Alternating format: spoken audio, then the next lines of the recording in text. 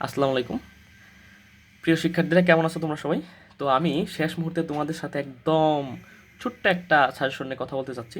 তো তোমরা এমনিতেই অনেক বড় বড় ভিডিও দেখতেছো, অনেক টমার মধ্যে আছো, আবার অনেকেই প্রস্তুতিটা এর মধ্যে গুছিয়ে নিছো। তো যাদের প্রস্তুতি এখনও হচ্ছে ওইভাবে হয় নাই, তো তোমাদের আমি বলবো একদম মাথা ঠান্ডা রাখো। মাথা ঠান্ডা রেখে ভাইয়া যা বলতেছে এটা একটু ফলো করো, তাহলে দেখবো মোটামুটি অনেকটাই হচ্ছে পেইন কমে যাবে মাথার। খুব নিশ্চিন্তভাবে তুমি একটা সুন্দর একটা রিভিশন দিতে পারবা। তো আমি খুবই শর্টলিভাবে কিছু জিনিস তোমাদের জন্য একদম সামনে দেখা যেতে চাই, একদম শর্ট টাইমের মধ্যে এটা তুমি দেখে ফেলতে পারবা। আর তোমাদেরকে বলবো প্রচুর বাসায় পড়াশোনা করো, তোমার হচ্ছে টেস্ট পেপার সলভ করো, ধরে ধরে বুট প্রশ্নগুলো সলভ করো। এখন যে টাইপেরগুলো দেখাবো আশা করি ভালো একটা পরীক্ষা হবে ইনশাল্লাহ। তো আমি বলি যাদের প্রিপারেশন একদম মনে করো যে একটু আছে, পিছিয়ে আছে, তো তোমরা প্রথমে যে 3টা অধ্যায় একদম ধরবা, যে আলোর প্রতিফলন, তরঙ্গ আর হচ্ছে স্থির তড়িৎ। এই টপিকটা কখনোই বাদ দিবা না। এই 3টা অধ্যায়, এই 3টা অধ্যায় তোমরা মাস্ট পড়বা। 4টা সিকিউ থেকে 3টা সিকিউ এখান থেকে খুব ইজিলি আনসার করতে পারবা, এবং এইখানে বেশ মোটামুটি কম দেওয়া যাবে। তো আমি একটু যদি বলি আলোর প্রতিফলন, তো আলোর প্রতিফলনটা তোমরা সবাই এটা পারো। এখানে উত্তল দর্পণে মাত্র একটা হচ্ছে রশ্মির চিত্র দেখবা, আর অবতল দর্পণ ওই যে রুল অফ সিক্সের যে রুলটা আছে ওইটা একটু ক্লিয়ার করে দেখবা। হ্যাঁ, ওইটা একটু ক্লিয়ার করে দেখবা। এই রশ্মির চিত্র থেকে একটা প্রশ্ন মাস্ট আসবে। আরেকটা বিষয় হলো এই সূত্রটা থেকে এখানে বিম্বের দূরত্ব চাইতে পারে, এখানে হচ্ছে লক্ষ্যবস্তুর চাইতে তো দেওয়াই থাকে ম্যাক্সিমাম সময়, এফ চাইতে পারে। আর কখন এই ম্যাথটা কীভাবে করতে হয় সেটা তোমরা সবাই জানো, যে আমি যদি শর্টলি একটু করে দেখাই দিই, যে 1/u plus 1/b is equal to 1/f। এই যে আমার উত্তল দর্পণে এফ অলওয়েজ অবাস্তব হয়, অবাস্তব হলে এফ মাইনাস হবে, এবং এইখান থেকে আমার বিটাও মাইনাস হয়।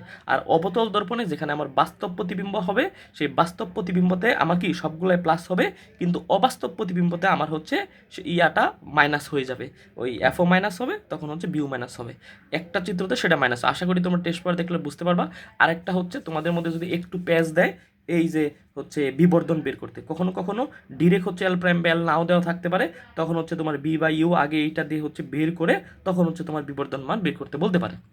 তাহলে এইগুলো আমার আলুর প্রতিফলন, এখানে আর বেশি নাই। এই টপিকগুলো একটু ভালো করে দেখলে হয়ে যাবে একদম 100%। তো তরঙ্গ শব্দ বিষয়টা যদি একটু বলি, তরঙ্গ শব্দ থেকে তোমরা সবাই জানো এই সূত্রটা একটু ভালো করে বলো। এটা মূল সূত্র হচ্ছে বি সমানুপাতিক √T।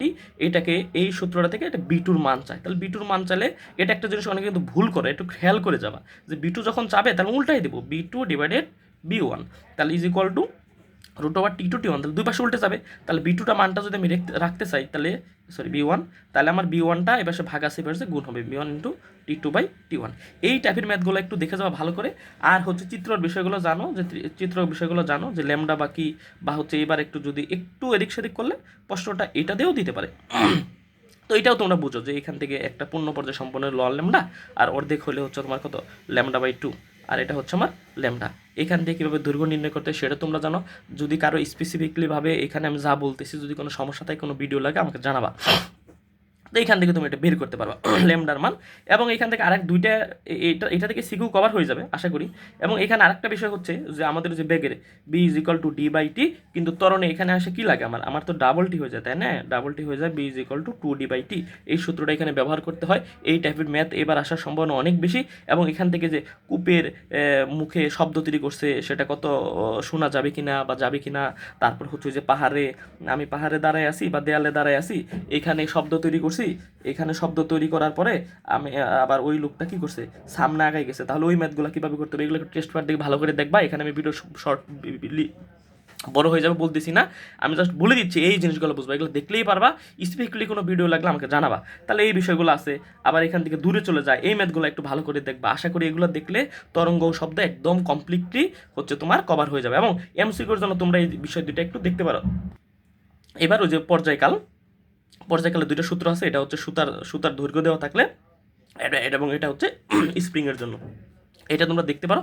এখানে আমি যে বিষয়গুলো বলছি এগুলো কমপ্লিটলি যে ভালো করে এগুলোই তুমি টেস্ট পেপার থেকে সলভ করো, খুব ভালো একটা প্রিপারেশন হবে ইনশাল্লাহ। তারপরে আমি যেটা দেখাবো স্থির বিদ্যুৎ, এখানেও খুব কমনলি কি প্রশ্ন, কুলম্বের সূত্রটা, coulomb ball F is equal to K Q1 Q2 R² বা D², যে যেটাতে পড়ো কোনো সমস্যা নেই। এটা একটু ভালো করে দেখবা। তারপর হচ্ছে তড়িৎ ক্ষেত্রে ম্যাথগুলো একটু ভালো করে দেখবা।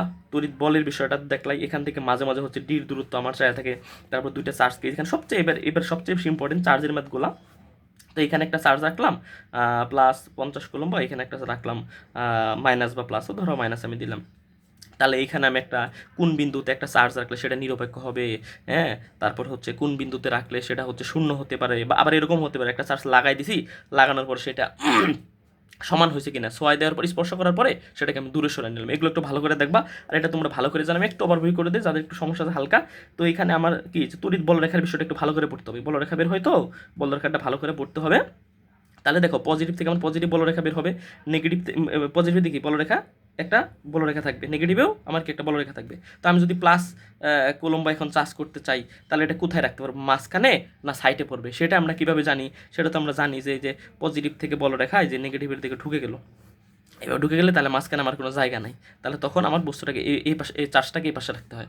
আর যদি আমার একই রকম চার্জ থাকে, মাঝখানে আমার কি তৈরি হয়, মাঝখানে আমার হচ্ছে এই যে এরকম একটা জায়গা তৈরি হয়, এটা আমরা জানি, তখন আর সেটাকে মাঝে দিতে পারি। আশা করি এগুলো পারবা। তারপরে এই তিনটা অধ্যায় গেলো, এই তিনটা যদি 100% করতে পারো, তুমি তিনটা শিখেও খুব একদম 100% আনসার করতে পারবা, এবং এখান থেকে তুমি শর্ট কোশ্চেনও পারবা। তারপরে এটা যখন যার কমপ্লিট হয়ে যাবে তখন তোমরা এগুলো একটু ভালো করে দেখবা। অবশ্যই তো সবই দেখবা, কারণ শর্ট সিলেবাস সবগুলো দেখে যাবা, এমসিকিউর ব্যাপার স্যাপার আছে।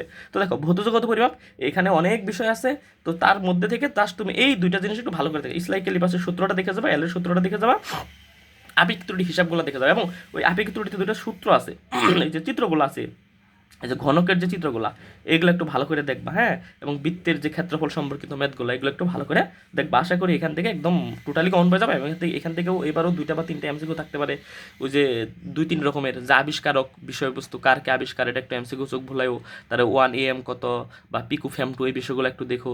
এবং লাস্ট অপশন থেকে যে আপেক্ষিক ত্রুটি বা চূড়ান্ত ত্রুটি, এগুলো দেখলে ভৌত জগতের পরিমাপ ক্লিয়ার হয়ে যাবে। তারপর আসো গতি থেকে অবশ্যই তোমরা আনসার করবা, গতি থেকে অবশ্যই আনসার, গতি থেকে আহামরি পেঁচ দিবে না। এইখানে দেখো ব্যাক সময় গ্রাফ লেখচিত্র অথবা ত্বরণের লেখচিত্রটা, ব্যাক সময় লেখচিত্র তোমরা সবাই জানো, এগুলো এইভাবে যাবে টাবে। তারপর হচ্ছে ত্বরণের লেখচিত্রটা, তো এটা একটু বেশি আসার সম্ভাবনা আছে, ত্বরণের লেখচিত্রটা আসার সম্ভাবনা বেশি।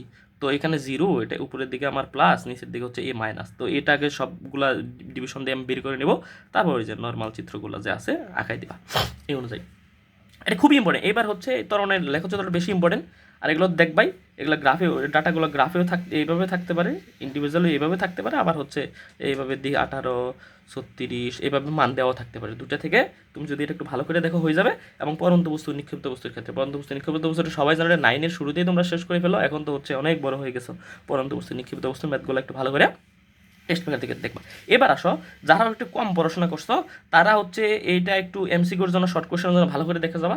আর যারা একটু ভালো করে পড়াশোনা করছো তারা হচ্ছে এটা খুব ভালো করে দেখবা। এখান থেকে যে একদম অন্য অন্য ম্যাথ আসবে এরকম না, এখান থেকে স্পেসিফিক ম্যাথ আসবে, ঘর্ষণ বল সম্পর্কিত ম্যাথগুলো আসবে, এটা সবাই জানো। ভরবেগের সংরক্ষণশীলতা, স্থিতিস্থাপক সংঘর্ষগুলো আসবে।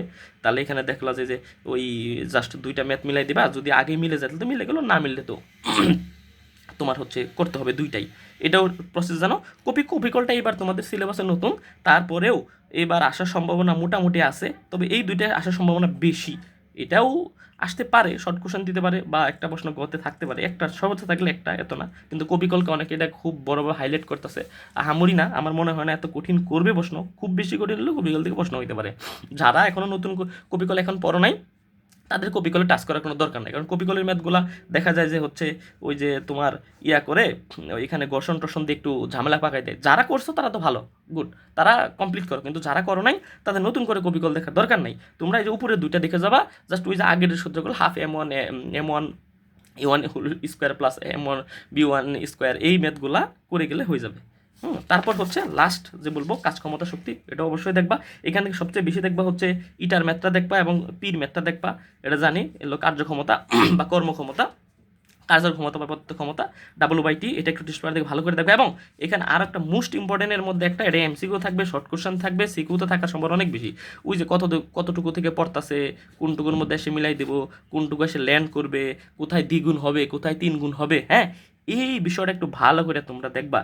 এই যে বিষয়গুলো একটু ভালো করে দেখবা। আশা করি আমি যেসব বিষয় দেখাইছি, এত দিকে তুমি হচ্ছে ড্রাইভার না হয়ে ইউটিউবে, যে আমার ভিডিও তো ইউটিউবে বা ফেসবুকে দেখবা, এত দিকে এত কিছু না দেখে একটা শর্ট, যদি আমি শর্ট একটা সাজেশন পাও, সেটা দেখে ধরে যে কোনো একটা ভাইয়ার তুমি সাজেশনটা দেখে নিজে বাসায় পড়াশোনা করো, প্রচুর প্র্যাকটিস করো, ম্যাথ দেখে দেখে প্রথমবার প্র্যাকটিস করো, তারপর না দেখে নিজে নিজে প্র্যাকটিস করো, না দেখে নিজেকে প্র্যাকটিস করে সময় বেঁধে প্র্যাকটিস করো যে আমার কতক্ষণের মধ্যে হয়েছে কি হয় নাই। আশা করি তোমাদের পরীক্ষা অনেক সুন্দর হবে। যা যা বললাম এগুলো সুন্দর করে রিভিশন দাও, একদম ঠান্ডা মাথায় মনোযোগ দিয়ে ফিজিক্স পরীক্ষা দিয়ে আসো। সবার জন্য শুভকামনা রইলো। মাস্টার বিদ্যালয়ের পক্ষ থেকে সবার জন্য অনেক অনেক শুভকামনা। ধন্যবাদ সবাইকে।